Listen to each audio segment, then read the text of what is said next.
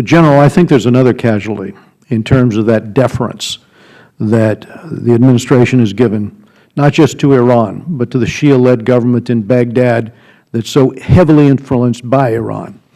One of the great conundrums here has been our failure to arm our allies, and whether that's the Sunni tribal leaders who meet with us and ask for that support from us, or whether it's the Kurdish leaders who had an opportunity on a 650-mile front. 30% of their battalions are female, as you know, fighting against ISIS. And we've had their foreign minister here 3 times to request some modicum of ammunition and weaponry that would allow them in this face-off against ISIS to have the advantage, whether it's artillery, long-range mortars, anti-tank weapons. You've got women out there on the line in these Peshmerga units. You've got young Yazidis without weapons, young men. We had a Yazidi girl testify before our committee that she was taken in combat. All the men were killed. They didn't have weapons. She said, why can't you arm some of the Kurds, some of the Yazidi men? She said she herself was taken captive and sold to an American who was recruited, he told her, 4 years ago to ISIS. He thought ISIS was invincible. He was watching ISIS on the internet. He was converted to ISIS's philosophy. He came there, and now he subjects her as a Yazidi because he tells her, you're an apostate. It's my responsibility under my code to have you submit to me. So this is the life they're living in a situation where, as I said before, you went 12 full months while ISIS was on the march without the United States using that air power. And now as the pilots come back to talk to us, they say 3/4 of our ordnance we can't drop, we can't get clearance even when we have a clear target in front of us. I do not understand this strategy at all, because this is what has allowed ISIS the advantage and the ability to recruit. So I wanted to ask you about that subject, arming the Sunni tribesmen, giving the Kurds the ability on the ground. They have 180,000 Peshmerga forces. They're good fighters. Yeah. Well, I obviously have strong feelings about all of that. It was in my statement. But, I mean, here's what was so fundamentally flawed in the strategy. I think the President's decision and his national security team to work through local indigenous forces in Iraq and what is in Syria as the main ground force to go after ISIS and take their caliphate in Iraq and Syria away from is sound. That's a sound strategy. Most of us do not want U.S. combat brigades taking on that role. Then why not arm them, and why not give them the effective air support? That's what I'm trying to answer.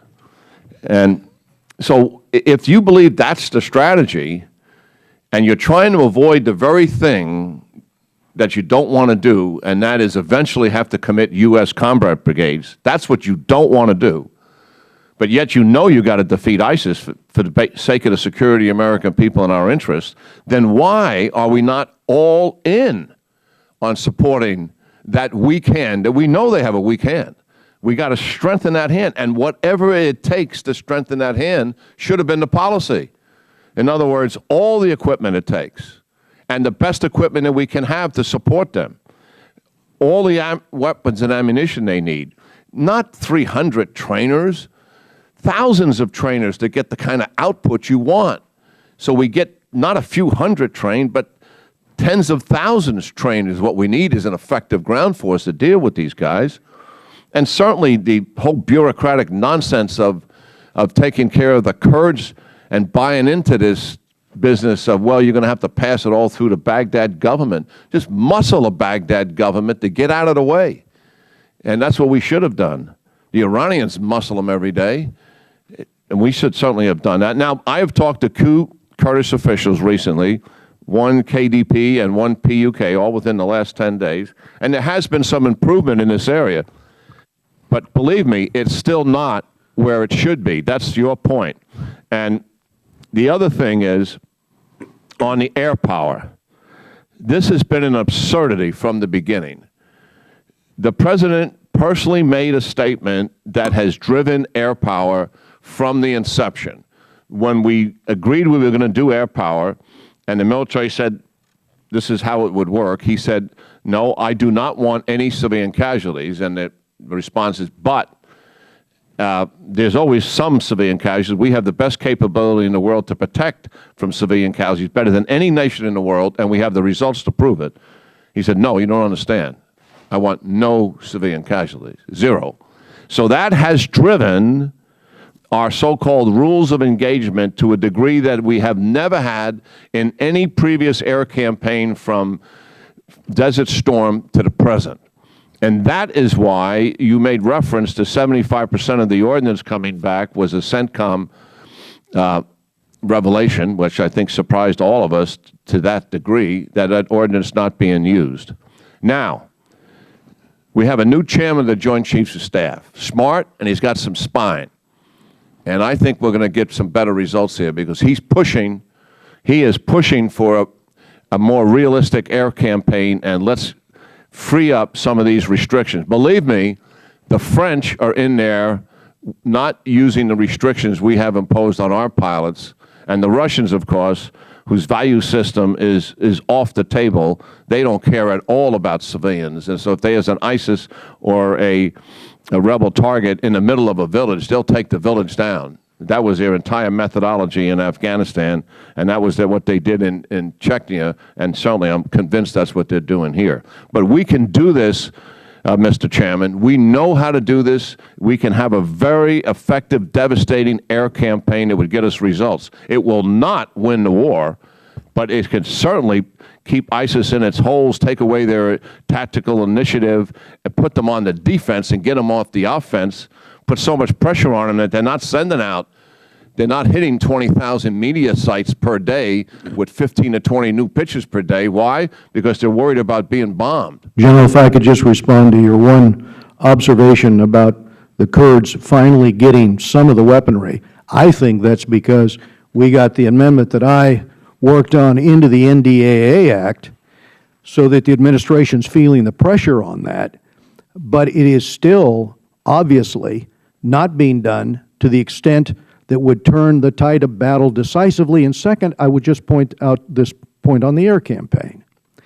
To have gone 12 months without any ordnance being dropped on Fallujah, on Ramadi. Now, I'm talking about open columns on the open desert in pickup trucks with black flags flying.